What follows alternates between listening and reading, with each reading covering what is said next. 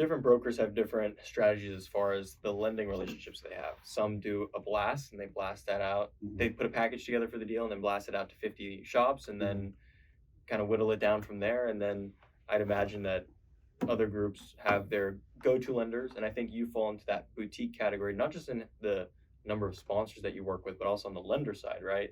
And that allows you to have more muscle if you focus your energy on a small universe of lenders rather than just spraying and praying. Yeah.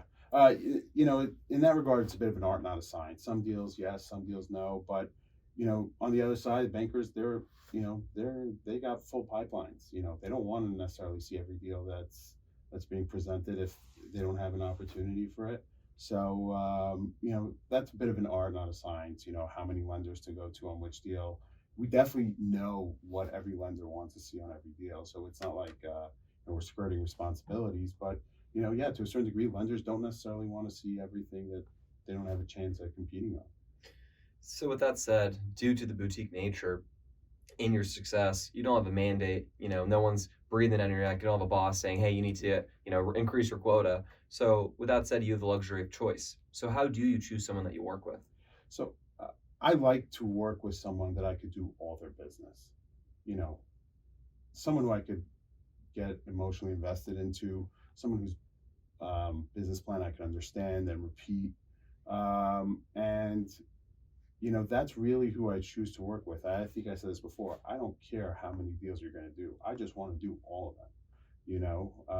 And like last year, we had a client that we knew very well was entering the cannabis space on the real estate side.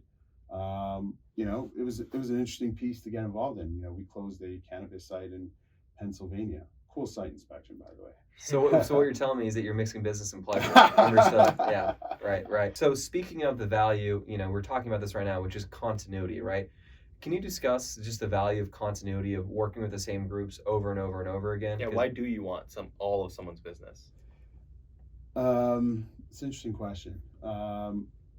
I think it ties back to being emotionally invested into a client and understanding them. One of the things is lenders ask us, well, how well do you know the guy? What have you seen him execute? And when I can answer that question on my fingertips, it's very smooth. It's very good. It's great for everyone involved.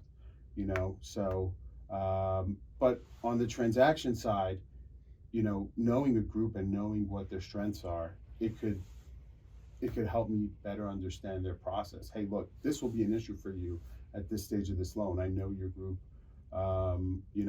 This is how we're going to challenge it. There are certain groups that just aren't good fits for certain lenders. Certain groups are better fits for other lenders.